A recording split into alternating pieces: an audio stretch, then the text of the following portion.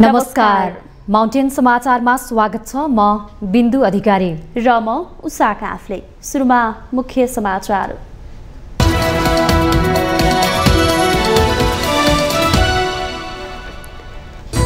मिलेर बसेको नेपाली समाजलाई कुनै पनि बहानामा द्वन्द्वतर्फ धकेलिन नदिन सबैले सचेत हुनुपर्ने बेला आयो। धर्मको नाममा हुने लडाईँ महँगो पर्न सक्नेतर्फ गम्भीर बन्न जरुरी। प्रतिनिधि सभाको निर्वाचनको 9 महिनापछि विषयगत समितिले पूर्णता पाउँदै उद्योग तथा वाणिज्य र श्रम तथा उपभोक्ता हित समितिको सभापतिमा 2 जनाको उम्मेदवारी। बालुवाटार स्थित ललिता निवासको जग्गा हिनामिना प्रकरणमा सरकारी वकिलको कार्यालयद्वारा 290 जनालाई प्रतिवादी बनाई मुद्दा दर्ता, सरकारी कृत्यको आरोप।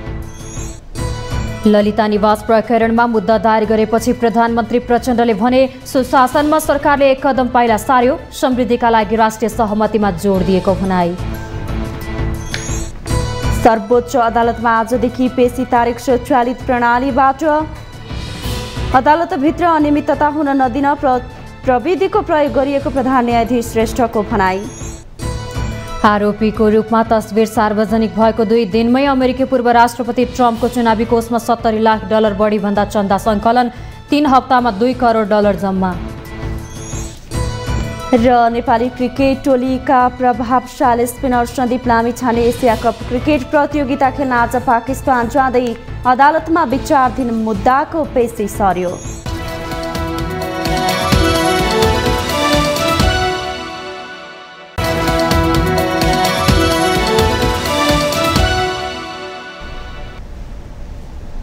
अब समाचार विस्तारमा।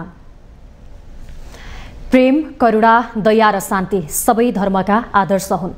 विश्वमा कुनै पनि यस्तो धर्म छैन जसले अशान्ति, हिंसालाई बढावा दिएको होस्। तर जब निहित स्वार्थका लागि धर्मको गलत व्याख्या गरिन्छ तब यसले निम्त्याउने विनाशलाई झेल्न सजिलो हुँदैन। अध्यात्मलाई अन्धवादमा परिणत गर्दा समाज छिन्न भिन्न हुन्छ। नेपाल बहुजातीय, बहुभाषिक र बहुधार्मिक मुलुक हो।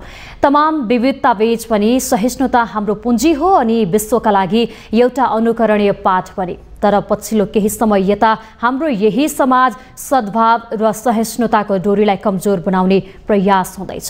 यसतर्फ सबै सचेत नेपाली बेलैमा गम्भीर बन्न जरुरी देखिन्छ। एक रिपोर्ट। आर्थिक चपेटामा पिल्सिएका नेपालीहरूलाई जबरजस्ती धार्मिक अतिवादको भुमरीमा पिल्साउन खोजिँदैछ। थोरै पनि आध्यात्मिक चेतना भएका मानवका लागि यो अनिष्टको संकेत हो। राजनीतिक चक्रव्यूह धार्मिक अन्धवादमा परिणत हुँदा के परिणाम निस्किन्छ भन्ने दृष्टान्त बुझ्न विश्वमा गृहयुद्ध भोगेका तमाम राष्ट्रहरूको पीडा हेर्दा थाहा हुन्छ। एकपटक धार्मिक विवादमा फसेपछि जस्तो सुकै शक्तिशाली राष्ट्र पनि पतन भएका छन्। लाखौं निर्दोष नागरिकले ज्यान गुमाएका छन्। लडाउने भिडाउनेहरू मूक दर्शक बनेका छन्। वास्तविक भूमिपुत्रहरूले आफ्नो सर्वस्व गुमाएका छन्। यतिखेर संसारभर मानिएका मूल धर्महरू 11 प्रकारका छन्। चीन र जापानमा मात्र मानिने 3 धर्मलाई छोड्ने हो भने बाँकी 8 धर्महरू नेपाल, भारत लगायत सम्पूर्ण विश्वमा मान्ने गरिन्छ। यी मध्ये कुनै पनि मूल धर्मले हिंसा वा बलि प्रथालाई स्वीकार गरेको छैन। यी मूल धर्मका मूल ग्रन्थहरूलाई जान्दै नजान्ने र बुझ्दै नबुझ्ने अनि आफ्नो चिन्तनद्वारा सृजित मनोकांक्षालाई रीतिरिवाजको रूपमा अघि बढाउँदै त्यसलाई नै धर्मको स्वरूपमा ग्रहण गर्न पुग्दा विभिन्न कालखण्डमा मूल आध्यात्मिक चेतनामा नै गम्भीर विरोधाभास देखिने गरेको छ। यही विरोधाभासलाई उच्छृङ्खल राजनीतिको विषयवस्तु बनाउन पुग्दा देश र समाज विभाजन हुने मात्रै होइन, व्यक्ति व्यक्तिका बीचमा पनि गम्भीर फुटको माहौल बन्ने गर्छ, जसले सिङ्गो मानव चेतनालाई नै शून्यतातर्फ झारिदिएको स्पष्ट देख्न सकिन्छ। यो वास्तविकताबाट नेपाली समाजले पाठ सिक्न जरुरी छ। कुनै पनि धर्म व्यक्ति र राजनीति केन्द्रित हुन सक्दैन। धर्मले समाज र सामाजिक जीवनमा अशान्ति ल्याउने भन्ने कुरै हुँदैन। आफ्नो आस्थावान रहेको भगवानलाई मान्ने वा पुज्ने पद्धति फरक होला, तर दुनियाँमा भगवान एकमात्र भएका कारण भगवानले मलाई यही पद्धति अनुसार मान र त्यही मात्र ठिक हो भनेर भन्ने गर्दैन। भगवानको एउटै इच्छा हुन्छ कि जसरी भए पनि सम्पूर्ण जीवहरूको कल्याण गर्ने, हिंसा रहित वातावरण सिर्जना गर्ने तथा सबैको सुखमा खुशी हुने, सबैलाई सुखी देख्ने, शान्ति, अमन, चयन तथा निष्कपटता जस्ता गुणहरू नै ईश्वरीय गुण हुन्। धर्मका भिरुहरूले यो कुरा बुझ्ने कि नबुझ्ने, अध्यात्मवादमा गल्ती गर्नेलाई सजाय दिने अधिकार पनि केवल भगवानलाई मात्र हुन्छ। दुनियाँदेखि भागेर भ्रमको खेती गर्दै आफूलाई कुनै एक धर्मको ठेकेदार ठान्नेहरूमा यो कुराको चेतना कहिले आउला? सहानुभूतिका लागि आफ्नो कथित धार्मिक व्यक्तित्वको प्रयोगले अर्को सम्प्रदाय लक्षित गतिविधिले धर्मको रक्षा हुन सक्दैन। यति बेला नेपाली समाजमा धार्मिक चेतनाको व्यापक दुरुपयोग हुन थालेको आभास हुँदैछ। या त चेतनाको कमी छ या त बाहिरिया उक्साहटले काम गरिरहेको छ। जे भए पनि नेपाली समाज गम्भीर रूपले समस्या उन्मुख भइरहेको छ। सबै धर्म प्रेमीहरूले यो वास्तविकतालाई मनन गर्दै समाजलाई हिंसातर्फ लैजान सक्ने आफ्ना गतिविधिहरूमा विराम लगाउन जरुरी छ। आफूले मान्ने भगवानसँग सामाजिक सहिष्णुता र शान्तिका लागि प्रार्थना गर्नु त्यत्तिकै जरुरी छ। के हिन्दू, के मुसलमान, के क्रिस्चियन, सबैलाई आफ्नो धर्म मान्ने अधिकार छ र आफ्नो कारणले अरूलाई असर नहोस् भन्नेतर्फ ध्यान दिनु पनि त्यत्तिकै आवश्यक छ। किनकि भगवान सबैका लागि हो। मृत्युपछिको दुनियाँ अलग अलग हुँदैन। तसर्थ आजैदेखि हिंसा रहित स्वच्छ भाइचारायुक्त समाज निर्माणका लागि सबैमा सद्बुद्धि आउन सके मात्र वास्तविक अर्थमा भगवान खुसी हुनेछन् र नेपाली समाज द्वन्द्वमुक्त हुनेछ। भगवान, गड, अल्लाह र ईश्वर जे भने पनि सबै भगवानका भक्तहरूलाई आफ्नो भगवानको नाम राख्ने अधिकार छ। तर आफ्नै भगवान मात्र ठिक भनेर अरूलाई चिढ्याउने छुट कसैलाई छैन। धर्मको नाममा लड्नु ठिक हुँदै होइन। आध्यात्मिक जनहरूको घोषित कार्यक्रम मार्फत एक अर्काको बीचमा आरोप प्रत्यारोप भन्दा भविष्यको परिणाम प्रति गम्भीर बन्नुपर्छ। नेता र नेतृत्वको भूमिका जिम्मेवार हुनुपर्छ। कुनै पनि राजनीतिक पात्रले आफ्नो रोटी सेक्ने काम बन्द गर्नुपर्छ। धार्मिक अधिकारीहरूले पनि आफ्ना चेला चपेटाहरूलाई संयमतापूर्वक काबुमा लिन सक्नुपर्छ। जोशमा होस गुमाउँदा निस्कने परिणामप्रति सम्बन्धित पक्ष समयमै सचेत हुन जरुरी छ। अध्यात्मवादले कसैलाई निषेध गर्दैन, अतिवाद आध्यात्मिक हुनै सक्दैन। माउन्टेन टेलिभिजन एसडी, राजनीतिक ब्युरो। आइतबारबाट संसदीय समितिको नेतृत्व चयन प्रक्रिया अघि बढेको छ। 10 वटा विषयगत समितिका सभापतिका लागि उम्मेदवारी दर्ता भएको छ। विगतमा संसदीय समितिले दिएका निर्देशनलाई सरकारले अटेर गर्ने आरोप लागिरहेको सन्दर्भमा अबको नेतृत्व र सिङ्गो समितिलाई अब्बल बन्नुपर्ने चुनौती पनि हुनेछ। एक रिपोर्ट। प्रतिनिधि सभाको निर्वाचन भएको 9 महिनापछि बल्ल तल्ल सोमबारबाट संसदीय समितिको नेतृत्वले पूर्णता पाउने भएको छ। त्यसका लागि आइतबार 10 वटा विषयगत समितिहरूमा दलहरूले उम्मेदवारी दर्ता गराएका छन्। भागभण्डा नमिलेकै कारण संसदीय समितिको नेतृत्व चयनको विषय ओझेलमा परेको थियो। सभामुख देवराज घिमिरेले 10 वटै विषयगत समिति सभापतिको निर्वाचन सोमबार दिउँसो 3 बजेका लागि निर्धारण गरेसँगै निर्वाचन प्रक्रिया अघि बढेको हो। नेपाली कांग्रेसका सांसद आर्जु राणा र रामहरि खतेवडाले क्रमशः कृषि सहकारी तथा प्राकृतिक स्रोत समिति र सुशासन समितिको सभापतिमा उम्मेदवारी दर्ता गराएका छन्। यस्तै कांग्रेसकै सन्तोष चालिसेले अर्थ समितिको सभापति उम्मेदवारी दर्ता गरे भने नेकपा एमालेका सांसद ऋषिकेश पोखरेलले सार्वजनिक लेखा समितिको सभापतिमा उम्मेदवारी दर्ता गराएका छन्। एमालेकै किरण कुमार शाहले महिला समितिमा उम्मेदवारी दिएका छन्। त्यसैगरी माओवादी केन्द्रका सांसद विमला सुवेदीले कानुन समिति, जसपाका सांसद राजकिशोर यादवले अन्तर्राष्ट्रिय सम्बन्ध तथा पर्यटन, एकीकृत समाजवादीका भानुभक्त जोशीले शिक्षा र जनमत पार्टीका अब्दुल खानले उद्योग समितिमा आफ्नो उम्मेदवारी दर्ता गराएका छन्। पूर्वाधार तथा विकास समितिको सभापतिमा माओवादी केन्द्रले कोशी सरकार बचाउनका लागि राप्रपाका सांसद दीपक सिंहलाई समर्थन गरेको छ। संघीय सरकारसँग सम्बन्धित प्रदेश सरकारहरूमा समग्र कानुन निर्माणमा र मूलतः राजनीतिक स्थिरतामा एकताबद्ध भएर जाने समझदारीका साथ हामी यो निष्कर्षमा पुगेका छौँ। यसले सहमति सहकार्यकै संस्कारलाई चाहिँ बढावा दिन्छ भन्ने मेरो बुझाइ छ। कुरा त फेरि राजनीतिक स्थिरता नै भएन भने सरकार बन्दैन, सरकारै भएन भने त राज्य चलेन। त्यसैले मूलभूत रूपमा सरकारसँग सम्बन्धित मात्रै प्रश्न भन्दा पनि राजनीतिक स्थिरताका लागि दलहरूलाई विश्वासमा लिने प्रधानमन्त्री र हाम्रो पार्टीको स्पिरिटलाई मैले आत्मसात गरेँ। संसदीय समितिका सभापतिको निर्वाचनमा सत्ता गठबन्धन र एमालेले साझा उम्मेद्वार उठाएका छन्। जसअनुसार कांग्रेसले 4, एमालेले 3, माओवादी केन्द्र, एकीकृत समाजवादी, जसपा र जनमत पार्टीले एक वटा समितिको सभापतिमा उम्मेदवारी दर्ता गराएका छन्। संसदमा सत्तापक्ष र प्रतिपक्षको बेन्चमा रहेका दलहरूले संसदीय समिति सभापतिको निर्वाचनमा भने एक ढिक्का भएर साझा उम्मेद्वार बनाउन किन आवश्यक ठाने त? अहिले सन्तुलनको हिसाबले सबै पार्टीहरूले उसको स्ट्रेन्थ जे छ जस्तै काङ्ग्रेस ठुलो हो, उसले 4वटा समिति पाउन सक्छ। हामीले पनि मोटामोटी ती 4वटाको हाराहारीमा पाउनुपर्ने स्थिति हो प्रतिशतको हिसाबले। हामीले अहिले 3टाको कुरा भएको छ। यही आधारबाट सहमतिका साथ संसदभित्रको काम प्रक्रिया र संसदीय समितिहरू, त्यो त मिनी पार्लियामेन्ट हो, मिनी पार्लियामेन्टलाई पनि त्यही रूपमा लैजाऊ भन्ने कुराको दलहरू बिचको समझदारीको परिणाम हो यो। मिनी पार्लियामेन्ट पनि भनिने संसदीय समितिका गतिविधि संसद जत्तिकै प्रभावकारी हुने ठानिन्छ। संसद नचलेको बेला सरकारलाई जवाफदेही बनाउन समितिको भूमिका महत्त्वपूर्ण हुन्छ। तर विगतमा संसदीय समितिले दिएका निर्देशनलाई सरकारले अटेर गर्ने गरेको भनेर लाग्ने आरोपका सन्दर्भमा नयाँ समितिलाई आफूलाई अब्बल साबित गर्नुपर्ने चुनौती पनि उत्तिकै छ। माउन्टेन टेलिभिजन एचडीका लागि बटुकराज गिरीको रिपोर्ट। राष्ट्रिय प्रजातन्त्र पार्टीका सांसद दीपक बहादुर सिंहले समिति सभापतिको बदला कोशी प्रदेशमा सत्ता गठबन्धनलाई सघाउने सौदाबाजी नभएको जिकिर गर्नुभएको छ। आइतबार पूर्वाधार विकास समितिको सभापतिमा उम्मेदवारी दिएसँगै उहाँले यस्तो बताउनु भएको हो। सांसद सिंहले आफ्नो पार्टीका अध्यक्ष राजेन्द्र प्रसाद लिङदेन अहिले विदेशमा रहेको र आएपछि मात्रै यसबारेमा छलफल हुने बताउनुभयो। किनकि यसको डिसिजन अहिले हाम्रो पार्टीभित्रमा हाम्रो पार्टीका अध्यक्ष राजेन्द्र लिङदेन विदेशमा हुनुहुन्छ, सायद भोलिसम्ममा आउनु होला। उहाँ नआइकन यो बारेमा चाहिँ हामीले कुनै पनि पार्टीसँग कम्प्रोमाइज गरेका छैनौँ। त्यसकारण चाहिँ यो जति पनि अहिले मैले पनि यहाँ आएपछि सुने तपाईँले चाहिँ अहिले 1 नम्बर प्रदेशमा चाहिँ समझदारी गर्नुभयो भनिकन भन्दाखेरि अहिले भर्खर हाम्रो पार्टीको मिटिङ हो, यहीँ हुँदाखेरि पनि यो कुरोमा चाहिँ राप्रपाले कसैलाई पनि वचन दिएको छैन आजसम्म, अहिलेसम्म। नेकपा माओवादी केन्द्रका सांसद माधव सापकोटाले राजनीतिक परिस्थितिलाई बलियो बनाउन समिति सभापतिमा राप्रपालाई सहयोग गरेको बताउनुभयो। प्रदेश र संघमा पनि स्थिरताका लागि योगदान गर्ने मौखिक सहमति भएपछि राप्रपालाई सहयोग गरेको उहाँको भनाइ थियो।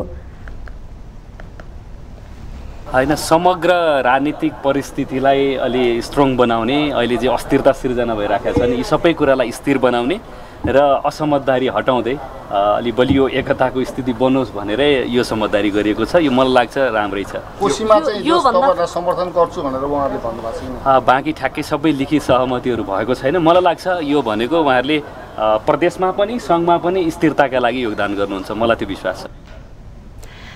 राष्ट्रिय स्वतन्त्र पार्टीका सांसद गणेश पराजुलीले समितिमा 33% महिलाको अधिकार दिनबाट सरकार चुकेको टिप्पणी गर्नुभयो। उद्योग तथा वाणिज्य र श्रम तथा उपभोक्ता हित समितिको सभापतिमा उम्मेदवारी दर्ता गराएपछि सञ्चारकर्मीहरूसँग कुराकानी गर्दै उहाँले यस्तो बताउनु भएको हो। हामीलाई एकजना प्रस्ताव गर्न र एकजना समर्थन गर्नलाई सदस्य चाहिन्छ। रासपाको सदस्य 3जना सदस्य भएको समिति भनेको उद्योग तथा वाणिज्य समिति मात्र रहेको हुँदाखेरि हामीसँग यहाँ महिला सदस्यलाई उठाउन सक्ने अवस्था थिएन। तर यो राज्य पक्ष सरकार पक्षले विशेष गरी उहाँले बुझ्नुपर्ने कुरा थियो, महिला सभापतिलाई कमसेकम न्यूनतम 33% महिलाको उपस्थिति गराउनको लागि उहाँले भूमिका खेल्नुपर्ने थियो। यसमा पनि उहाँहरू चुक्नु भएको छ। र अर्को पाटो भनेको विशेष गरी यो प्रक्रियामा प्रमुख प्रतिपक्षी दलले निर्वाह गर्ने भनेको सुशासन कायम गर्नको लागि लेखा समितिमा चाहिँ भूमिका निर्वाह गर्नुपर्ने हो। तर ती कुराहरूलाई छोडेर राजनीतिक लेनदेनमा लागि परेर भागभण्डामा लागि परेर प्रतिपक्षले पनि अरू समितिहरू लिइरहेको अवस्था। त्यसैगरी नेपाली कांग्रेसकी सांसद डाक्टर आरजु राणा देउवाले सहकारीको अनियमिततालाई व्यवस्थित गर्नुपर्ने चुनौती रहेको बताउनुभयो। कृषि सहकारी तथा प्राकृतिक स्रोत समितिको सभापतिमा उम्मेदवारी दिइसकेपछि उहाँले यस्तो बताउनु भएको हो।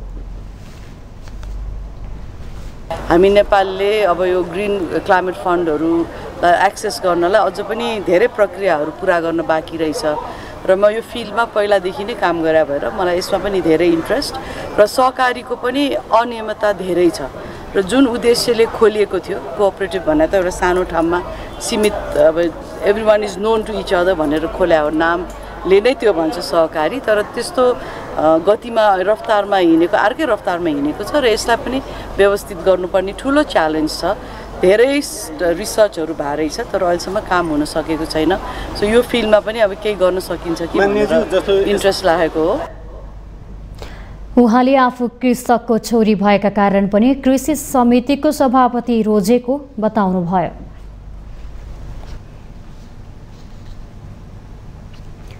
ललिता निवास परिसरको सरकारी जग्गा हिनाबिनाको प्रकरणमा संलग्न भएको अभियोगमा 290 जना विरुद्ध जिल्ला अदालत काठमाडौँमा मुद्दा दायर भएको छ। बहालवाला सचिव कृष्ण बहादुर राउत, सहसचिव सुशील वैद्य, पूर्व उप प्रधानमन्त्री विजय कुमार गक्षाद्वार समेत 4 पूर्व मन्त्री, 6 पूर्व सचिव सहित 290 जना विरुद्ध जिल्ला अदालत काठमाडौँमा मुद्दा दायर भएको छ। काठमाडौँ जिल्ला अदालतका सूचना अधिकारी दीपक दाहालका अनुसार उनीहरूमाथि कृत्यमा मुद्दा दायर भएको हो।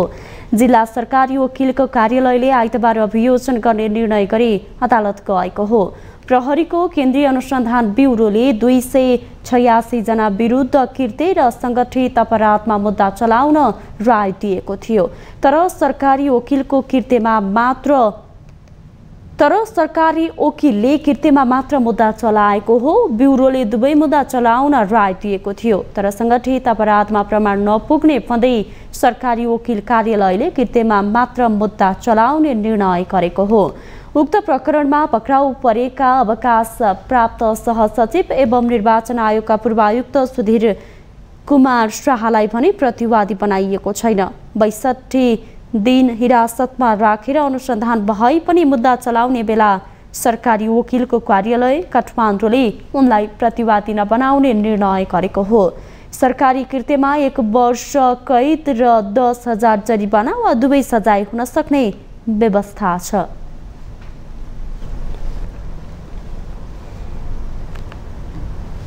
प्रधानमन्त्री पुष्पकमल दाहाल प्रचण्डले मुलुकलाई सुशासन र समृद्धिको बाटोमा अगाडि बढाउन आफूले सदैव राष्ट्रिय सहमतिमा जोड दिएको बताउनु भएको छ।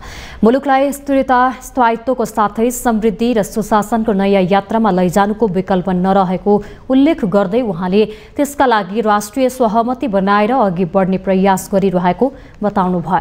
आइतबार ललितपुरको भैँसीपाटीमा निर्माण गरिएको प्रदेश प्रमुख र मुख्यमन्त्रीको निवास उद्घाटन समारोहलाई प्रधानमन्त्री प्रचण्डले प्रदेश र स्थानीय तहका जनप्रतिनिधिहरूको पनि आफ्नो क्षेत्रमा सामाजिक न्याय, सुशासन र समृद्धिको क्षेत्रको कामलाई प्राथमिकताका साथ अघि बढाउने विश्वास व्यक्त गर्नुभयो।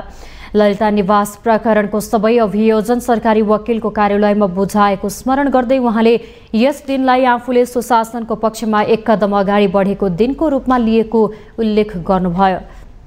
ललिता निवास प्रकरणको चाहिँ सबै अभियोजन आज सरकारी वकिल कार्यालयमा बुझाएको दिन परेको छ।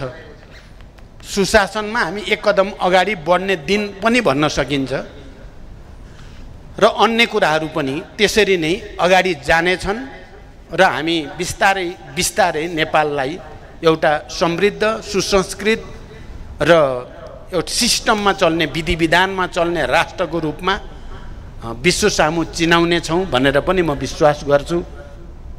उहाँले प्रदेशको काम कारबाहीलाई अझ बढी प्रभावकारी बनाउन पनि प्रदेश प्रमुख र मुख्यमन्त्रीको निवास उपयोगी हुने विश्वास व्यक्त गर्नुभयो।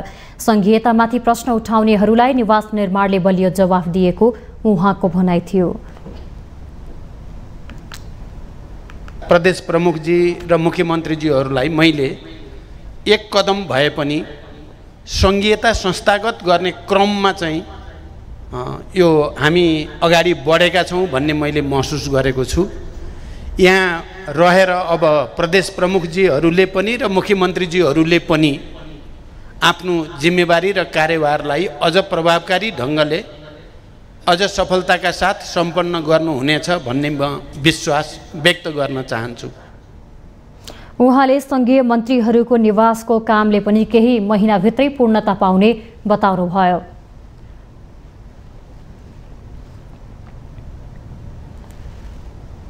माउन्टेन समाचारमा पालो भएको छ ब्रेकको।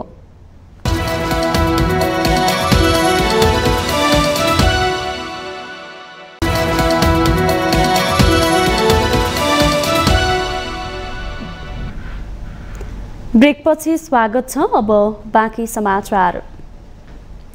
नेकपा एमालेका अध्यक्ष केपी शर्मा ओलीले पूर्व राष्ट्रपति विद्यादेवी भण्डारी पुनः एमाले राजनीतिमा आउन चाहे नरोक्ने प्रष्टीकरण दिनुभएको छ। यसअघि अध्यक्ष ओलीले साउन अन्तिम साता पूर्व राष्ट्रपति भण्डारी सम्मानित भएर बस्नुपर्ने भन्दै राजनीतिमा आउने चर्चा एमाले विरोधीहरूले विभाजित गर्ने षड्यन्त्र अनुसार चलाएको जिकिर गर्नु भएको थियो।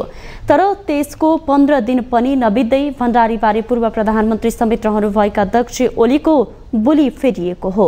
आइतबार विराटनगरमा एमालेले कोशी प्रदेश कमिटीको पुनः बैठकलाई सम्बोधन गर्दै उहाँले भण्डारी एमालेको सक्रिय राजनीतिमा आउन चाहे सधैँ स्वागत रहेको पनि प्रश्न पार्नुभयो। अध्यक्ष ओलीले भण्डारीले राजनीति गर्छु भन्दा रोक्ने को हुन्छ भनी प्रतिप्रश्न गर्नुभयो। उहाँले भण्डारीलाई एमालेमा आउन निषेध गर्यो र रोक्यो भनेर प्रचार गरेर भ्रम फिजाएको भन्दै असन्तुष्टि समेत जनाउनुभयो। अर्को एक प्रसङ्गमा एमाले अध्यक्ष ओलीले कोशी प्रदेशमा सत्तारूढ दलहरूले फोहोरी खेल खेलेको आरोप लगाउनुभयो। प्रदेशमा सत्तारूढ गठबन्धन संविधान विरोधी देखिएको उहाँको भनाइ थियो। अध्यक्ष ओलीले आफूहरूले संविधान नमिच्दा पनि संविधान मिच्यो भनेर विरोध गर्नेहरू अहिले केही भएकै छैन भने जसरी चुपचाप बसेको जिकिर गर्नुभयो। नेकपा एकीकृत समाजवादीका अध्यक्ष एवं माधव कुमार नेपालले समाजवादी शक्तिहरूका सामु दलाल पुँजीवादी शक्ति मुख्य खतराको रूपमा देखा परेको टिप्पणी गर्नुभयो। आइतबार काठमाडौँमा आयोजित एक कार्यक्रममा उहाँले यस्तो बताउनु भएको हो। अध्यक्ष नेपालले दलाल नोकरशाही पुँजीवादी र वित्तीय पुँजीवादले सर्वहारा श्रमजीवी नेपाली जनतालाई शोषण उत्पीडनको मारमा पारेको दावी गर्नुभयो। देशमा सुशासनको प्रत्याभूति गर्ने कुराहरूमा पनि अनेक व्यवधान खडा भइरहेको उहाँको भनाइ थियो। दलाल नोकरशाही पुँजीवाद भन्नुहोस्, वित्तीय पुँजीवाद भन्नुहोस्, जसले सर्वहारा श्रमजीवी जनता आम नेपाली जनतालाई शोषण उत्पीडनको मारमा पारेका छन्। देशको अर्थतन्त्रको विकासमा अनेकौं बाधा व्यवधानहरू खडा गरेका छन्। देशमा सुशासनको प्रत्याभूति गर्ने कुराहरूमा अनेक अवरोधहरू खडा गरेका छन्। यी सबै प्रतिकूल काम गर्ने, अवरोधमूलक काम गर्ने यी प्रवृत्तिहरूका विरुद्धमा हामीले जुझ्नुपर्ने आवश्यकता। त्यसैगरी नेकपा यस्ता सम्मानित नेता झलनाथ खनालले देशको राष्ट्रियता खतरामा परेको दावी गर्नुभयो। राष्ट्रियतामाथिको खतरा विभिन्न खालका सन्धि सम्झौताले गर्दा आएको भन्दै उहाँले अमेरिकी आर्थिक सहयोग परियोजना एमसिसी पनि त्यसका कारण रहेको उल्लेख गर्नुभयो। नेता खनालले अनुमोदन गर्ने क्रममा व्याख्यात्मक घोषणा भने पनि त्यसलाई अमेरिकाले नमान्ने बताउनुभयो। शर्त हामीलाई एउटा पनि मान्नु हुँदैन, एउटा शर्त पनि हामीलाई चाहियो। यो हाम्रो देशको स्वतन्त्रताका विरुद्ध हुन्छ, यो हाम्रो स्वाभिमानका विरुद्ध हुन्छ, यो हाम्रो राष्ट्रियताका विरुद्ध हुन्छ, यो हाम्रो सार्वभौम सत्ताका विरुद्ध हुन्छ। यसमा शर्त हामी मान्दैन। त्यही शर्तको कारणले हामीले एमसिसी एउटा इन्डो-पेसिफिक स्ट्राटेजीको अङ्ग हो भनेर विरोध गरेको हो। नेता खनालले विगत केही समयदेखि नेपालको विदेश नीति पनि असन्तुलित भएको दावी गर्नुभयो।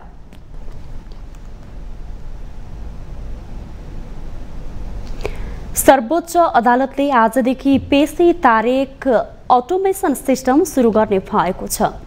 नवनियुक्त प्रधान न्यायाधीश विशम्भर प्रसाद श्रेष्ठले न्यायालयभित्र हुने अनियमितता कम गर्न पनि आफूले यो प्रणाली सुरु गर्न लागेको जानकारी दिनुभएको हो। आइतबार आफूलाई बधाई दिन कार्यकक्षमा पुगेका संवैधानिक तथा न्यायिक पत्रकार मञ्चमा आबद्ध पत्रकारहरूसँगको सामूहिक भेटमा उहाँले अदालतभित्र अनियमितता हुनै नदिन प्रविधिको प्रयोगमा जोड दिएको स्पष्ट पार्नुभयो। प्रधान न्यायाधीश श्रेष्ठले तारिक तोक्ने काममा कर्मचारीहरूको हस्तक्षेप हुन नपाओस् भनेर अटोमेसन सिस्टमको सुरुवात गर्नु परेको प्रश्न पार्नुभयो। प्रविधिकै माध्यमबाट न्यायालयमाथि हुने जनगुनासो सम्बोधन गर्न आफूले चाहेको भन्दै उहाँले सर्वोच्चपछि काठमाडौँ जिल्ला अदालतमा तत्काल सो प्रणाली लागू गर्ने बताउनुभयो। न्याय सेवामा हुने अनियमितताको न्याय परिषदबाट छानबिन हुने भएकाले त्यसमा चिन्ता गरिरहनु नपर्ने प्रधान न्यायाधीश श्रेष्ठको भनाइ थियो।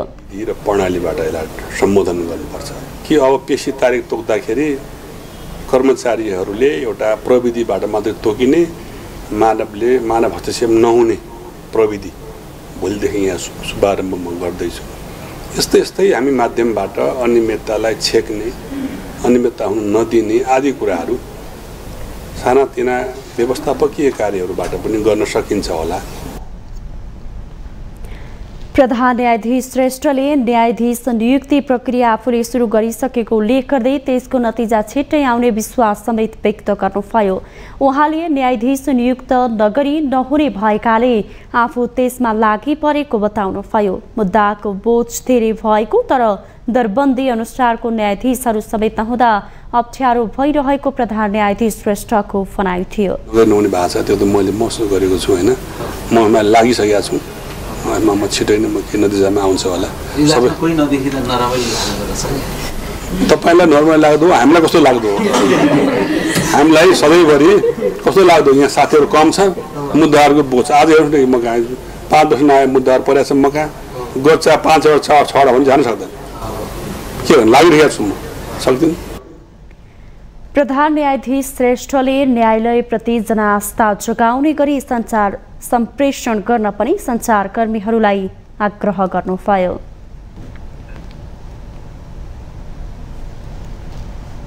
राष्ट्रिय सभाकी सांसद भगवती नेउपानेले कोशी प्रदेशमा जातीय सद्भाव बिथोल्ने काममा सरकार र सत्तारूढ गठबन्धन संलग्न रहेको आरोप लगाउनुभयो। आइतबार राष्ट्रिय सभा बैठकमा विशेष समय लिएर बोल्दै उहाँले सत्तारूढ गठबन्धनले जातीय सद्भावमा खलल पुर्याउने खालका गतिविधि गरिरहेको आरोप लगाउँदै तत्काल त्यस्ता खालका गतिविधिलाई नियन्त्रण गर्न सरकारको गम्भीर ध्यानाकर्षण गराउनुभयो। सांसद नेउपानेले बहुजात, बहुधर्म, बहुसांस्कृतिक नेपालको पहिचान भए पनि त्यसमाथि खलल पुर्याउने काम सत्तारूढ गठबन्धनबाटै हुनु मुलुकका लागि दुःखद भएको टिप्पणी गर्नुभयो। जुन एउटा धार्मिक सहिष्णुता हो त्यसमा खलल पुग्ने खालका गतिविधिहरू सञ्चालन भइरहेका छन्। वास्तवमा बहुजात, बहुधर्म, बहुसंस्कृति हाम्रो नेपालीहरूको जे पहिचान छ त्यो हाम्रो गर्व हो, अभिशाप होइन। जातीय सद्भावमा खलल पुग्ने गरी जे गतिविधिहरू सञ्चालन भइरहेका छन् त्यो अत्यन्तै दुःखद छ। आज कोशीमा पहिचानका नाममा जातीय सद्भावमा खलल पुग्ने खालका गतिविधिहरू भइरहेका छन्। त्यस्तै सांसद उदय बहादुर बोहराले सबै जात जातिले एकअर्काको संस्कृतिको सम्मान गर्नुपर्नेमा जोड दिनुभयो। स्वतन्त्रता दिएको छ तर त्यस्तो स्वतन्त्रताको पालना गर्दा अरूको आस्था, धर्म, संस्कृतिमाथि दखल पुर्याउन नपाइने व्यवस्था पनि संविधानले गरेको छ। धरानवासी सबै आम जनसमुदायलाई आपसी मतभेद, असहमतिलाई सौहार्दपूर्ण वार्ताद्वारा समाधान गरी सामाजिक सद्भावलाई कायम राख्न म आह्वान गर्दछु र सरकारले यसको थप पहल कदमी चाहिँ ल्याओस् भन्ने म सम्मानित अध्यक्ष मार्फत आह्वान गर्न चाहन्छु।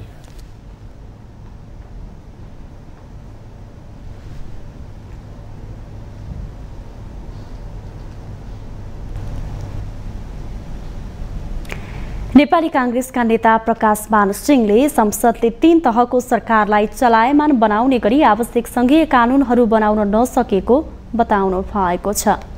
आइतबार नेपालको प्रजातान्त्रिक आन्दोलनका प्रथम महिला नेत्री मङ्गला देवी सिंहको 27औं स्मृति दिवसको अवसरमा आयोजित कार्यक्रममा उहाँले यस्तो बताउनु भएको हो। नेता सिंहले सङ्घले आवश्यक कानूनहरू निर्माण गर्ने हो भने स्थानीय तहले पूर्ण रूपमा आफ्ना काम कारबाहीहरू अघि बढाउन सक्ने उल्लेख गर्नुभयो। सरकार र सबै राजनीतिक दलहरूले यसबारेमा गम्भीर भएर सोच्नुपर्ने बेला आएको उहाँको भनाइ थियो।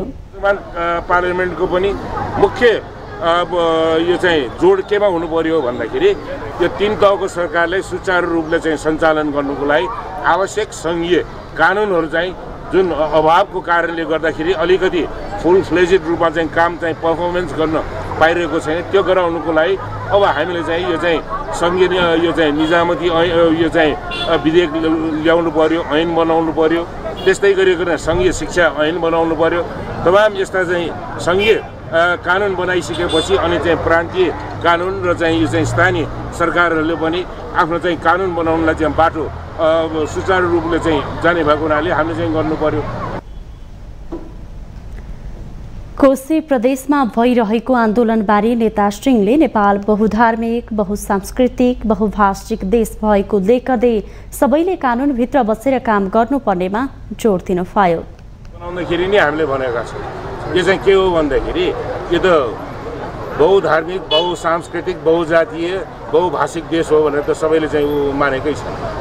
अब त्यो मानिसकेपछि सबैले चाहिँ के हो भन्दाखेरि आफ्नो स्थानमा बसेर सबैले चाहिँ भनौँ न विधिको शासन अनुसार कानुनले दिएको यो चाहिँ परिधिभित्र बसेर सबैले त काम त गर्नु पर्यो नि। नेता सिंहले नेपाल सबैका लागि भएकाले धर्मलाई राजनीतिसँग नजोडिकन सह अस्तित्वमा सद्भाव कायम गरेर अघि बढ्नुपर्नेमा जोड दिन पायो।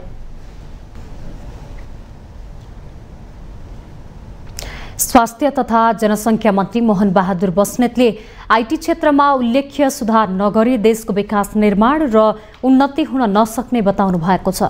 आइतबार काठमाडौँमा आयोजित एक कार्यक्रमलाई सम्बोधन गर्दै उहाँले यस्तो बताउनु भएको हो। मन्त्री बस्नेतले विश्वभर आईटी क्षेत्रमा विकास गरेका देशहरू धेरै अघि बढिरहेको उल्लेख गर्नुभयो। दुर्गममा रहेका स्वास्थ्य कर्मीहरूले पनि आईटीको माध्यमबाट धेरै कुरा सिक्न र सल्लाह लिन सक्ने उहाँको भनाइ थियो। मन्त्री बस्नेतले आधारभूत स्वास्थ्य, निशुल्क उपचार र दुर्गम बस्तीमा स्वास्थ्यको पहुँच पुर्याउने कुरालाई सरकारले विशेष प्राथमिकतामा राखेर अघि बढिरहेको उल्लेख गर्नुभयो। उहाँले आफू मन्त्री बनेको 3 महिनामा स्वास्थ्य क्षेत्रमा उल्लेख्य प्रगति हासिल गरेको दाबी समेत गर्नुभयो। मान्छेलाई लिएर आएर भए पनि यो डिजिटल हेल्थ भन्नुहोस्, ई हेल्थ भन्नुहोस्, यसलाई सुधारका प्रक्रियाहरू अगाडि बढाउनलाई हामी कोसिस गरिरहेछौँ। हामीले आईटीको सेक्टरमा सुधार नगरिकन हाम्रो विकास, हाम्रो निर्माण, हाम्रो प्रगति उन्नति सम्भव छैन। संसारभरि जसले यो क्षेत्रमा विकास गरेका छन् ती देशहरू अगाडि बढेका छन् र हामीले पनि एउटा सामान्यभन्दा सामान्य सूचनादेखि लिएर महत्त्वपूर्ण सूचनाहरू एकैचोटि हामीले सबैतिर छर्न पर्यो भने यो सिस्टमले काम लाग्ने हो।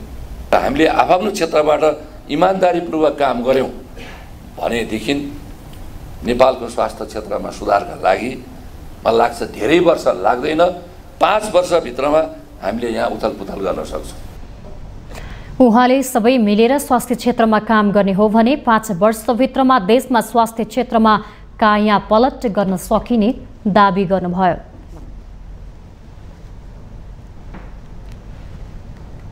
माउन्टेन समाचारमा पुनः पालो भएको छ ब्रेकको।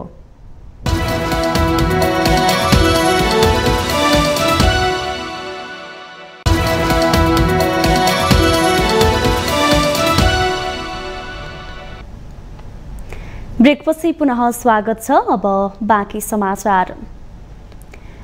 प्रधानमन्त्री पुष्पकमल दाहाल प्रचण्डले स्वर्गीय जेबी टुहुरेलाई जनगायकको रूपमा राष्ट्रिय सम्मानको उपाधि प्रदान गर्न पाउँदा आफूलाई गर्वको अनुभूति भएको बताउनु भएको छ।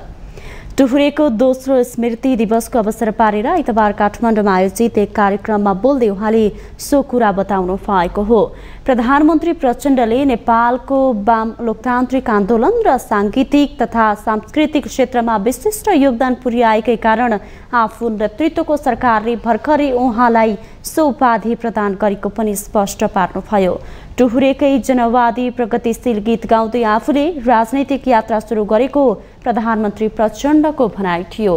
टुहुरेले नेपालको राजनीतिक, सांगीतिक र सांस्कृतिक क्षेत्रमा पुर्याउनु भएको योगदान भावी पुस्ताका लागि समेत प्रेरणाको स्रोतको रूपमा रहिरहने उहाँले बताउनुभयो।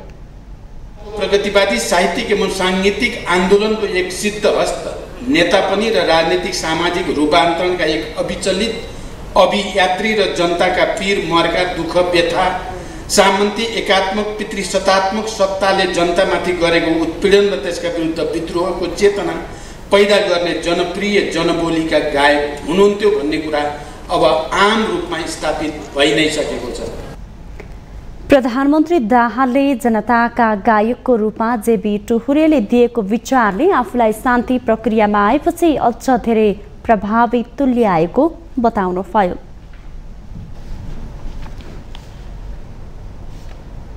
नेपाल राष्ट्र बैंकका गभर्नर महाप्रसाद अधिकारीले वित्तीय साक्षरता सम्बन्धी ज्ञान सर्वसाधारण सहित बैंकरहरूलाई पनि आवश्यक रहेको बताउनु भएको छ। आइतबार काठमाडौँमा आयोजित वित्तीय साक्षरता सम्बन्धी कार्यक्रममा गभर्नर अधिकारीले बैंकका धेरै सेवाहरूबारे बैंकर स्वयंलाई जानकारी नभएको बताउनुभयो। उहाँले वित्तीय साक्षरताले सर्वसाधारणलाई बैंकको सेवा छनौट गर्न र सही निर्णय लिन सघाउने प्रश्न पार्नुभयो। यस्तै राष्ट्र बैंकले उपलब्ध गराएका सुविधा र बैंकभित्र रहेका धेरै सेवाबारे बैंकर स्वयंलाई पनि आवश्यक जानकारी नभएको उहाँको भनाइ थियो। फ्लोटिङ रेटको कुरा छ, कतिले भन्नुहुन्छ हिजो 8% मा लिएको 14 पुग्यो अथवा 13 पुग्यो भन्दै। त्यसको विशेषता के हो, किन त्यो कस्तो खालको कामको लागि त्यो खालको रेटको चाहिँ हामीले उपयोग गर्नुपर्छ, त्यो खालको कर्जा उपयोग गर्नुपर्छ भन्ने कुराको पनि ओरिएन्टेसन यहाँ राम्ररी पुगेर हामी पाउँदैनौँ। डिजिटल फाइनेन्सियल लिट्रेसीको अभियान पनि सुरु गरेका छौँ। मलाई लाग्छ यो वित्तीय साक्षरताको पार्टमा डिजिटल फाइनेन्सियल लिट्रेसी पनि सँगसँगै आउनेछ। डिजिटल फाइनेन्सियल लिट्रेसी चाहिँ खास गरी टेक्नोलोजीको एडप्सन हैन, त्योसँग गाँसिएका साइबर रिस्क हैन, डिजिटलको प्रयोगमा हुन सक्ने थप जोखिम फ्रडहरूको बारेमा पनि थप जानकारी त्यो एरियामा आवश्यक हुन्छ। कार्यक्रममा नेपाल उद्योग वाणिज्य महासंघका अध्यक्ष चन्द्रप्रसाद ढकालले आर्थिक क्रियाकलाप चलायमान बनाउन सबैले मिलेर काम गर्न आवश्यक रहेको बताउनुभयो। उद्योगी व्यवसायी, बैंक व्यवसाय तथा सर्वसाधारण सबैको मनोबल कमजोर भएकाले सरकार र राष्ट्र बैंकले ठोस कार्यक्रम तुल्याएर वातावरण बनाउनु पर्ने उहाँको भनाइ थियो। अध्यक्ष ढकालले सरकार र राष्ट्र बैंकले आर्थिक गतिविधि चलायमान बनाउन ढिलो गर्न नहुने बताउनुभयो। यसलाई चाहिँ वास्तवमा चाहिँ नेपाल राष्ट्र बैंकको चाहिँ तर्फबाट र सरकारको तर्फबाट यदि हामीले टाइमली भन्नाले यो कन्फिडेन्स बिल्डअप गर्ने डिमान्ड सप्लाईको कुराहरू चाहिँ अलिकति चाहिँ जुन एउटा बढाउने हिसाबले यदि हामीहरू चाहिँ टाइमली यो कलेक्टिभ हिसाबमा यदि हामी चाहिँ अगाडि नजाने हो भने मलाई लाग्छ यो हामीहरूले पछाडि चाहिँ पछुतो मात्र मान्ने बाहेक चाहिँ अरू चाहिँ केही हुन्छ जस्तो चाहिँ मलाई चाहिँ लाग्दैन। उहाँले पछिल्लो समय बैंकबाट लिएको ऋण तिर्दिन भन्ने समूहले फैलाएको नकारात्मक सन्देशले बैंकप्रति नकारात्मक धारणा बढेका गुनासो गर्नुभयो।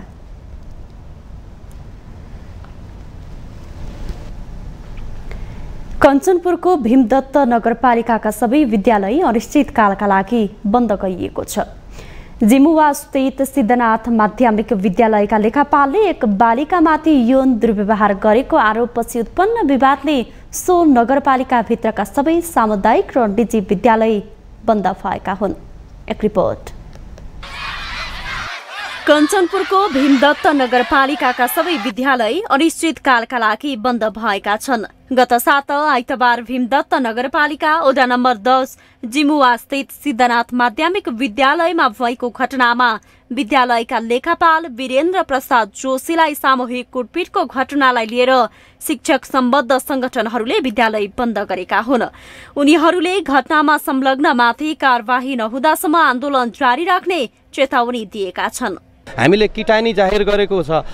सिद्धनाथ माध्यमिक विद्यालयको तर्फबाट र सम्बन्धित परिवारको तर्फबाट किटानी जाहेर गर्दाखेरि पनि 4 जना विद्यार्थी साना चाहिँ 9-10 मा पढ्ने विद्यार्थीहरूलाई समातिनु र यसका योजनाकार खास गरेर मुख्य त्यसमा चाहिँ संलग्न व्यक्तिहरू हैन लाई चाहिँ छुटकारा दिनु र आजसम्म पनि यतिका 9-10 दिनसम्म पनि चाहिँ त्यो कुराहरूको बारेमा कुनै पहल कदमी नगर्नुले प्रशासन कार्यालयलाई हामी एक प्रकारको दबाव स्वरूप चाहिँ आजको हामीले बन्द कार्यक्रम गरेका छौं। शिक्षकहरूले विद्यालयभित्रै हतकडी लगाएर नियन्त्रणमा लिएका शिक्षकलाई सुरक्षा दिन नसक्ने प्रहरीमाथि पनि कारबाहीको माग गरेका छन्। एउटा पाशविक व्यवहार चाहिँ एउटा शिक्षाकर्मीमाथि एउटा विद्यालय कर्मचारीमाथि भएको छ।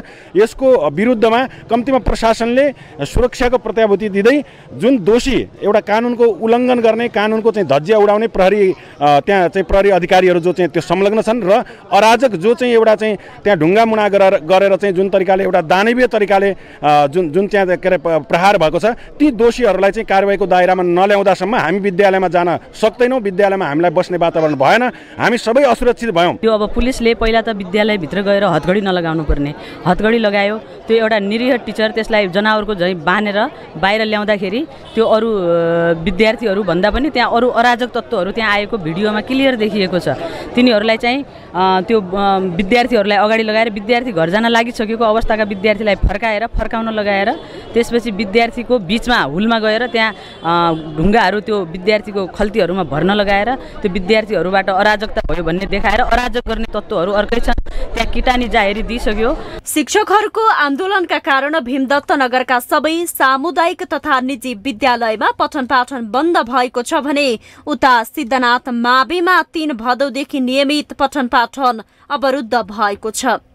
विद्यालयमा दैनिक विवाद र किचलो भइरहेको छ, जसका कारण 600 भन्दा बढी विद्यार्थीको पठन पाठन अवरुद्ध भएपछि विद्यार्थीको भविष्य चौपट बन्ने चिन्ता व्यक्त गरिएको छ। छात्रा र शिक्षक दुवै पक्षबाट एकअर्का विरुद्ध मुद्दा दायर गरिएको छ। छात्राको तर्फबाट घर परिवारले शिक्षक वीरेन्द्र जोशी विरुद्ध बाल यौन दुराचारको अभियोगमा मुद्दा दायर गरेका छन्। घाइते शिक्षक जोशीका परिवारको तर्फबाट कुटपिट गर्ने 8 जना विरुद्ध ज्यान उद्योगमा मुद्दा दर्ता गरिएको छ। गत साउन 32 गते शिक्षक जोशीले कक्षा 10 मा अध्ययनरत एक छात्रामाथि दुर्व्यवहार गरेको भन्दै छात्राका आफन्त एवं केही मानिसले भदौ 3 गते विद्यालयमा गएर विरोध प्रदर्शन गरेर आन्दोलन गरेका थिए। जिल्ला प्रहरी कार्यालय कञ्चनपुरका प्रहरी प्रवक्ता प्रकाश डाङ्गीले दुवै पक्षबाट आएको किटानी जाहेरी दर्ता भएर अनुसन्धान अघि बढेको बताएका छन्। भाद्र 3 गते जिमुवा स्कुलमा भएको घटना सम्बन्धमा दुवै पक्षबाट बालिका पक्षबाट पनि जारी आएको छ र अर्को नियन्त्रणमा लिएर प्रहरी ल्याउँदाखेरि भिडले गरेको ढुङ्गामुढा लगायतबाट घाइते हुनुभएको वीरेन्द्र जोशी ज्यूको तर्फबाट ज्यान मार्ने उद्योगमा मुद्दा दर्ता भइसकेको छ। घाइते शिक्षक जोशीको धनगढी स्थित एक अस्पतालमा उपचार भइरहेको छ। माउन्टेन टेलिभिजन एफटीका लागि कञ्चनपुरबाट सहकर्मी पुष्कर भट्टको रिपोर्ट। दार्चुलामा पनि डेङ्गुका संक्रमितको संख्या बढ्न थालेको छ। गत साउन 1 गते यता जिल्ला अस्पतालमा आएका बिरामीहरूको चेक जाँच गर्दा 18 जनामा संक्रमण देखिएको हो। गत वर्ष पनि 2 नगरपालिका र 7 गाउँपालिकाका बिरामीहरूको चेक जाँच गर्दा 538 जनामा संक्रमण भेटिएको थियो। जिल्ला अस्पताल दार्चुलाका सूचना अधिकारी डाक्टर राजेश भट्टले यस पनि डेङ्गु संक्रमितको संख्या विगतको वर्ष जस्तै बढ्ने सम्भावना रहेको बताउनुभयो। खास गरी हिमाली जिल्लामा नदेखिने यो रोगको संक्रमण पछिल्लो समय दार्चुलामा दिनानुदिन फैलिरहेको पाइएको छ। एडिस इजिप्टाई र एडिस एल्बोपिक्टस जातको पोथी लामखुट्टेको टोकाइबाट डेङ्गु सर्ने हुन्छ। वर्षातको सिजनमा फुलदानी, पानीको ट्याङ्की र पुराना टायर आदिमा जमेको पानीमा यो जातको लामखुट्टेले फुल पार्ने र त्यसैबाट त्यसको वृद्धि भएर डेङ्गुको प्रकोप बढ्ने बताइएको छ। यो लामखुट्टेले दिनमा टोक्ने भएका त्यसबाट जोगिन पुरै शरीर ढाकिने गरी लुगा लगाउन चिकित्सकहरूले सुझाव दिन्छन्। डेङ्गुको संक्रमण भएमा उच्च ज्वरो आउने, जोर्नी र मांसपेशीहरू बेसरी दुख्ने, आँखाको गेडी दुख्ने, टाउको दुख्ने, शरीरमा राता बिमिराहरू आउने र वाकवाकी लाग्न वा वान्ता हुने जस्ता लक्षणहरू देखा पर्ने गर्दछन्। हामीसँग आर्थिक, अन्तर्राष्ट्रिय र खेल समाचार बाँकी नै छन्। माउन्टेन समाचारमा पुनः पालो भएको छ ब्रेकको।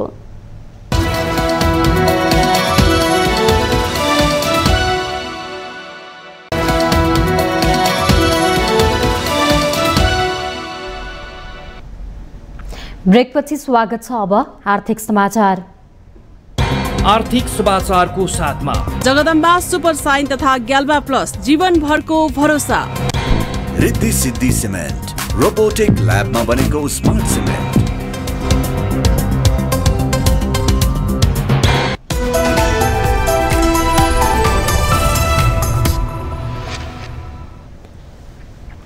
नेपालमा उद्यमशीलताको विस्तार हुन थालेसँगै पछिल्लो समय महिला उद्यमीहरू पनि व्यावसायिक रूपमा अगाडि बढिरहेका छन्। उद्यमशीलताको क्षेत्रमा महिलाको संख्या न्यून भए पनि अहिले केही विस्तार भएको छ। यद्यपि लगानीको अभाव, उत्पादित वस्तुको बजारीकरणमा समस्या लगायतका कारण उनीहरूले थुप्रै चुनौती पनि भोगिरहेका छन्। एक रिपोर्ट। पछिल्लो समय उद्यमशीलताको रूपमा साना व्यवसायमा महिलाहरूको सहभागिता बढ्दो छ। संख्यात्मक रूपमा महिलाको सहभागिता बढे पनि गुणात्मक रूपमा बढाउन भने अझै थुप्रै व्यवधानहरू देखिएका छन्। विकसित राष्ट्रहरूको तुलनामा नेपालका महिला उद्यमीहरूको अवस्था कमजोर छ। साना उद्यमका रूपमा नेपालमा स्वदेशी कच्चा पदार्थबाट उत्पादित लत्ता, कपडा, हस्तकलाका सामग्री, हातले बुनेका सजावटका सामग्री र परम्परागत खाद्य सामग्रीको उत्पादनमा महिलाको सहभागिता उल्लेखनीय छ। यसले उनीहरूको आर्थिक उपार्जनका क्षेत्रमा सहयोगी भूमिका खेलिरहेको छ। महिलाले घर परिवारबाट बचेको समयलाई सदुपयोग गर्दै उद्यममा लाग्न सकेको खण्डमा आर्थिक उपार्जन मार्फत रोजगारीको सृजना गरी अगाडि बढ्ने आँट उनीहरूमा देखिन्छ। तर बजारीकरण, दक्ष जनशक्ति, प्रविधि र पुँजीको अभाव लगायतका कारणले भने महिला उद्यमी माथि उठ्न सकेका छैनन्। अर्कोतर्फ स्वदेशी उत्पादनलाई प्रवर्धन गर्न सरकारी प्रयास नहुनु, निर्यातका लागि सहज वातावरण नहुनु जस्ता कारणले महिला उद्यमीहरूको अवस्था सहज बन्न सकिरहेको छैन। सरकारले महिला उद्यमीलाई प्राथमिकता दिने नीति रहेको बताउने गरे पनि व्यवहारमा भने नदेखिएको उनीहरूको गुनासो छ। घरको काम, बाहिरको काम सबै आफ्नै होइन, त्यसमा भयो। अनि यो फेरि एउटा बजारको समस्या टोटल्ली चाहिँ पूर्ण रूपमा नसके पनि होइन, धेरै जस्तो गर्न सकेछु भन्नु पर्यो नि। यही पेसा गरेर चाहिँ नि घर पनि बनाइयो नि। सरकारले चाहिँ नि टेवा दिइरहेछ भन्नलाई जुन ऋणको छ नि, ऋणको जुन फेसिलिटीहरू दिएछ नि, त्यसमा पनि हामीलाई कति गाह्रो छ बैङ्कमा भनेपछि सरकारले गर्ने भने त अहिले यत्रो 20औं वर्ष भइसक्यो, खै त केही भएछन् हाम्रो लागि। त हामी त मास्टर्स गरेकोहरूले यो गरिरहेछौँ होइन, हामीलाई त गाह्रो छ भनेपछि सानो सानो उद्यमीहरूलाई कति गाह्रो हुन्छ भन्नुहोस् न। हामी जस्तो सानो सानो उद्यमीहरू चाहिँ भन्ने चाहिँ बेलामा सानो सानो उद्यमी भन्छौँ, तर हामीले त ठुलो काम गरिरहेछौँ नि। नेपालको हामीले इज्जत बचाइरहेछौँ नि। हामी नेपाली भनेर के पहिचान गर्ने नि? त्यही नेताहरू जस्तो झैझगडा गरेर होइन, पार्टी पोलिटिक्स भनेर कराउने होइन नि। हामी त उद्यमी भएर नेपालमा जन्मेपछि नेपाली हस्तकलामा उद्यमी, सानो सानो उद्यमीहरू एकजुट भएर हामीले नेपालले चिनाइरहेछौँ नि। तर खै त सरकारको ध्यान गएको होइन। हामी सानो सानो उद्यमी चाहिँ जहाँ गए पनि हामीले बनाएको सामानहरू कहाँ प्रदर्शन गर्ने, कहाँ बेच्ने, हाम्रो व्यवसाय कहाँ व्यवसाय गर्ने सहज चाहिँ भएको छ। जति पनि यो हुन्छ नि, यो अनुदान यस्तो हुन्छ नि, नाम चलेको उनीहरूले मात्रै पाउने रहेछ कि हामीलाई त थाहै हुँदैन, आइडिया नहुने के कसले के दिइरहेछ, कता दिइरहेछ भनेर थाहा नहुने। अनि जसको चाहिँ धेरै चलिसक्यो, नाम चलिसक्यो होइन, व्यवस्थित भइसक्यो, उहाँहरूले चाहिँ पाउने। अब मलाई एउटा मेसिनको लागि कस्तो गाह्रो भइरहेछ, मैले अफोर्ड गर्न नसकिरहेछ होइन। अब त्यो चाहिँ मैले अनुदान कहाँ पाउँछ भनेर मैले खोज्दाखेरि पनि मैले पाएको छैन कि। सानोतिनो मान्छेलाई चाहिँ कदर नहुने रहेछ भन्ने चाहिँ बुझेँ क्या मैले। स्वदेशी उत्पादनलाई प्रवर्धन र बजारीकरण गर्दै महिला उद्यमीलाई पनि प्रोत्साहित गर्नुपर्ने आजको आवश्यकता देखिन्छ। यसका लागि तिनै तहका सरकारले अहम भूमिका खेल्नुपर्ने भने आवश्यकता देखिन्छ, जसले गर्दा आर्थिक क्षेत्रमा पनि यसले महत्त्वपूर्ण भूमिका खेल्न सक्छ। माउन्टेन टेलिभिजन एसडीका लागि क्यामेरामा विक्रम साकेको साथमा विद्या तामाङ, काठमाडौँ। अब पालो अन्तर्राष्ट्रिय समाचारको।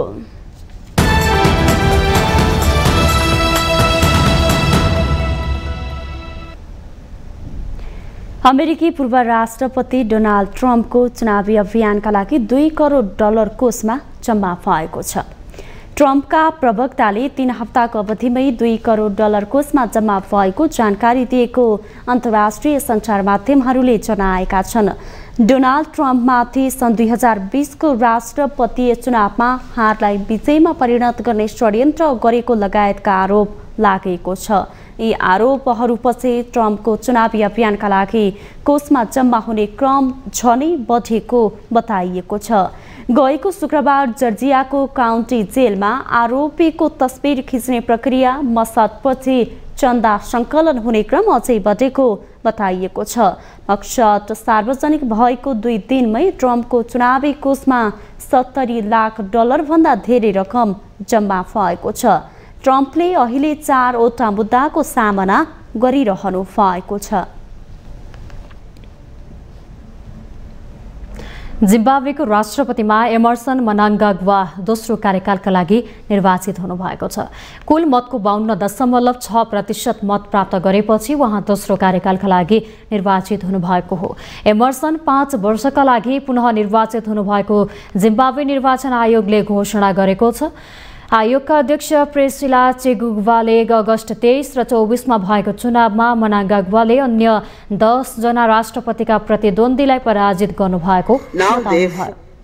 I, Priscilla Makanyara Chigumba, the chairperson of the Zimbabwe Electoral Commission, in terms of Section 110, subsection 3, do hereby declare that Mnangagwa Emerson Dambudzo of ZANU-PF Party has received 2,350,711 votes out of 4,468,730 valid votes cast, which are more than half the number of valid votes cast in the presidential election.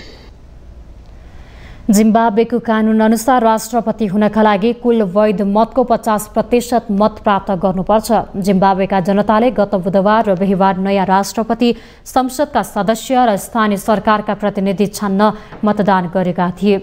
आयोगका अनुसार मनाङ्गाग्वाको सत्तारूढ जानु-पीएफ पार्टीले संसदीय सिटको बहुमत हासिल गरेको हो।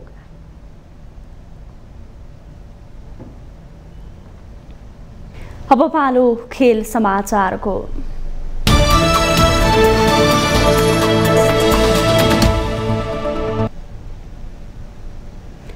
नेपाली राष्ट्रिय क्रिकेट टिमका leg spinner Sandeep Lamichhane Asia cup खेल्न आज पाकिस्तान जाने भएका छन्।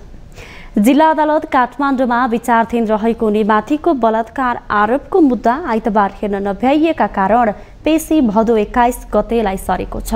पेशी सरेपछि सन्दीप सोमबार एसिया कपका लागि पाकिस्तान उड्ने उनका वकिल सरोज कृष्ण घिमिरेले जानकारी दिए। नेपाल क्रिकेट संघ क्यानका अध्यक्ष चतुर बहादुर चन्दले पनि सन्दीप सम्भवतः सोमबार नै पाकिस्तान जाने बताएका थिए। नेपालको बाँकी टिम भने भदौ 5 गते नै पाकिस्तान गइसकेको छ र नेपालले त्यहाँ अभ्यास गरिरहेको छ। नेपालले एसिया कपमा समूह चरणमा पाकिस्तान र भारतसँग खेल्नेछ। नेपालले एसिया कपको पहिलो खेल पाकिस्तानसँग यही भदौ 13 गते मुल्तानमा खेल्नेछ। भारतसँगको खेल भने भदौ 18 गते श्रीलङ्कामा खेल्नेछ।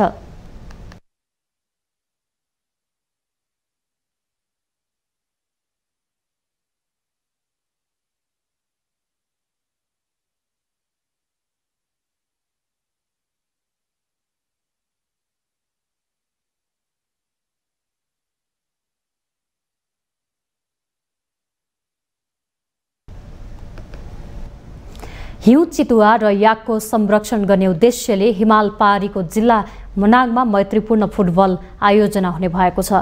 भाइकोस नेपाल र एन्ट फाउन्डेसनको आयोजनामा यही भदौ 25 देखि 27 गतेसम्म मैत्रीपूर्ण फुटबल हुने भएको हो। आइतबार काठमाडौँमा पत्रकार सम्मेलन गर्दै प्रतियोगिताबारे जानकारी दिएको हो। समुद्री सतहबाट 2600 मिटर उचाइमा रहेको तिमाङ, 3100 मिटर उचाइमा रहेको पिसाङ र 3200 मिटर उचाइमा रहेको मुङजी फुटबल मैदानमा 3 वटा मैत्रीपूर्ण प्रतियोगिता हुनेछ। नेपाली राष्ट्रिय फुटबल टोलीका पूर्व कप्तान एवं गोलकिपर उपेन्द्र मानसिंह, हरि खड्का र अनिल गुरुङ उक्त अभियानमा रहनेछन्। नेपाली राष्ट्रिय टोलीका पूर्व स्ट्राइकर अनिल गुरुङले मनाङसँग आफ्नो भावनात्मक नाता रहेको र यसपटक मनाङमै गएर फुटबल खेल्न पाउनु खुसीको क्षण रहेको प्रतिक्रिया दिए। म खेलिरहेको बेलामा चाहिँ म मनाङमा गएर खेल्ने र आज पक्कै पनि त्यो टुर्नामेन्ट अर्गनाइज जुन इभेन्ट सक्सेसको लागि चाहिँ हामी त्यहाँ गेम खेल्न जाँदैछौँ र पक्कै पनि होपफुली एकदमै रमाइलो र इन्जोय लिनेछौँ। हामी चाहिँ मनाङमा अब हाम्रो टिमको नाम सुन्दै फेरि मलाई एकदमै रमाइलो र एकदमै त्यहाँको इन्भाइरोमेन्टमा खेल्न पाउनु नै हाम्रो ठुलो भाग्यको कुरा जस्तो लाग्छ मलाई। अर्गनाइज टिमलाई चाहिँ थ्याङ्क यू सो मच भन्न चाहन्छु। पत्रकार सम्मेलनमा सहभागी टोलीको जर्सी पनि सार्वजनिक गरिएको थियो। हिमाली क्षेत्रमा रहेका लोपोन्मुख हिउँ चितुवा याकको संरक्षणसँगै त्यहाँका युवाहरूलाई खेलकुदमा प्रोत्साहन गर्न पनि यो कार्यक्रम सहयोग पुग्ने आयोजकको विश्वास छ। माउन्टेन समाचारमा फेरि पालो भएको छ ब्रेकको।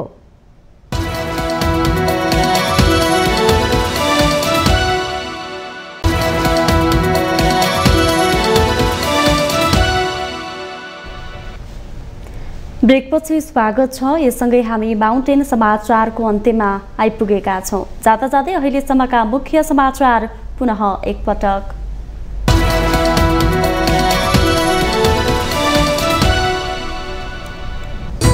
मिलेर बसेको नेपाली समाजलाई कुनै पनि बहानामा द्वन्द्वतर्फ धकेलिन नदिन सबैले सचेत हुनुपर्ने बेला आयो। धर्मको नाममा हुने लडाई महँगो पर्न सक्नेतर्फ गम्भीर बन्न जरुरी। प्रतिनिधि सभाको निर्वाचनको 9 महिनापछि विषयगत समितिले पूर्णता पाउँदै उद्योग तथा वाणिज्य र श्रम तथा उपभोक्ता हित समितिको सभापतिमा 2 जनाको उम्मेदवारी। बालुवाटार स्थित ललिता निवासको जग्गा हिनाबिना प्रकरणमा सरकारी वकिलको कार्यालयद्वारा 290 जनालाई प्रतिवादी बनाई मुद्दा दर्ता, सरकारी कृत्यको आरोप।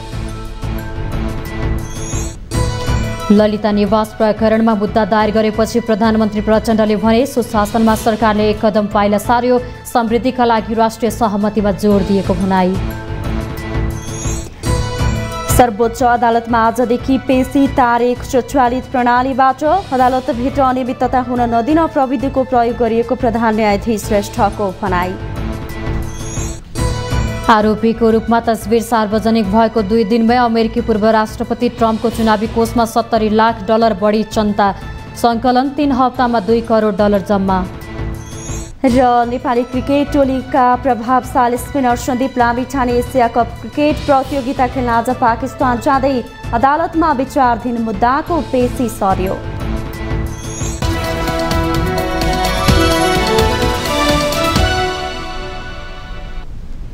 माउन्टेन समाचार अहिलेलाई सकियो। सत्य, तथ्य र निष्पक्ष समाचारका लागि माउन्टेन टेलिभिजन HD हेर्दै रहनुहोला। नमस्कार।